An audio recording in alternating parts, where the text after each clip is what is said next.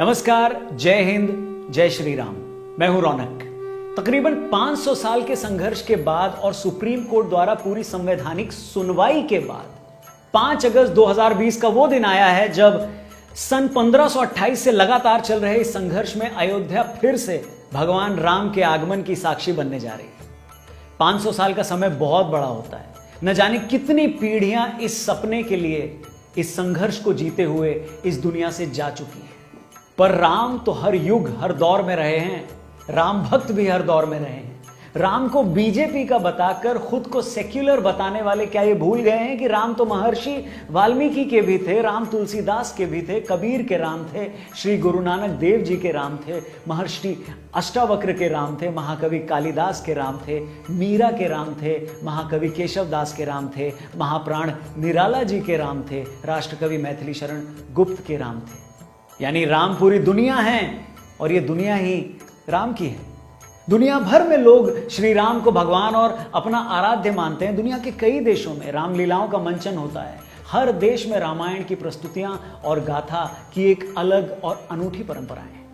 पर दोस्तों, यह इतिहास का एक कड़वा सच है कि बर्बर विदेशी आक्रांताओं ने हमारे हजारों श्रद्धा, पुण्य और प्रेरणा केंद्रों को ध्वस्त करके, उन पर अटैक करके राष्ट्रीय स्वाभिमान को नष्ट करने का प्रयास किया था। क्योंकि उनको एक बात बिल्कुल क्लियर थी कि अगर किसी देश को, किसी राष्ट्र को खत्म करना है तो सबसे पहले उनकी आइडेंटिटी को, उनके कल्चरल वैल्यूज को खत्म किया जाए, उन पर आघात किया जाए। काशी विश्वनाथ मंदिर बनारस हो, श्री कृष्ण जन्मभूमि मथुरा हो, श्री राम जन्मभूमि अयोध्या हो या गुजरात का सोमनाथ मंदिर हो, ये सारे धार्मिक स्थल भारत की सांस्कृतिक प्रवाह धारा के आधार रहे हैं और इतिहास में बार बार इन पर हमला किया गया है। क्या आप इमेजिन कर सकते हो कि यहूदी लोग हिटलर को हीरो माने या अमेरिका के लोग ओसामा बिन लादेन को हीरो माने? नहीं ना। तो भारत का समाज उज्बेकिस्तान से आए हमलावरों को अपना आदर्श क्यों मानेगा? उनकी बनाई या उनके नाम पर बनाई किसी चीज को क्यों पूजेगा, मानेगा? और ऐसा नहीं कि राम मंदिर का यह संघर्ष कोई पॉलिटिकल संघर्ष था या इसकी शुरुआत 90s में हुई हो। कई इतिहासकार मानते हैं कि 1528 सन में बाबर के सेनापति मीर बाकी द्वारा राम मंदिर तोड़ने के बाद से ही 1949 तक श्री राम जन्मभूमि की मुक्ति के लिए 76 यानी 76 संघर्षों में 3.5 लाख से ज्यादा लोग अपना बलिदान दे चुके हैं।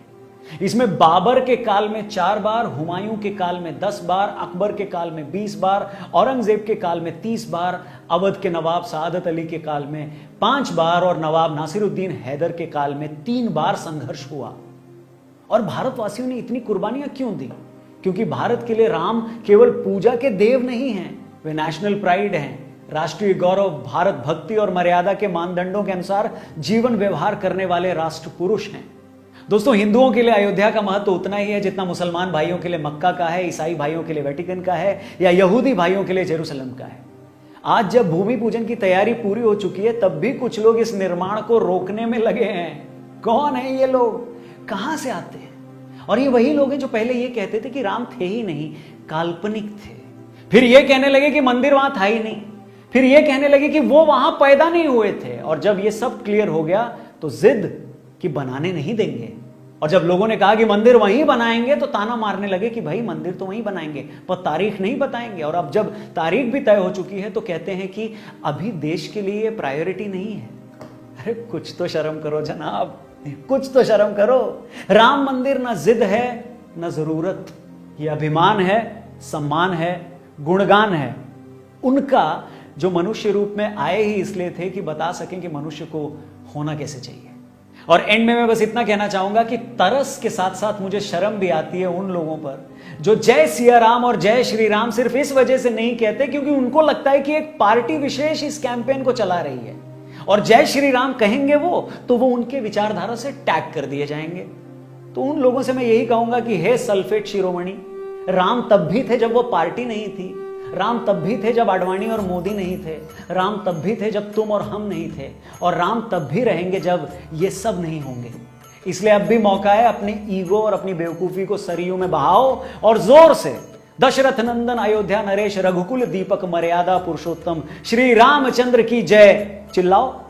और ये वीडियो सही लगा हो तो और भी लोगों तक पहुंचाओ, कुछ बढ़िया कमेंट करके बताओ।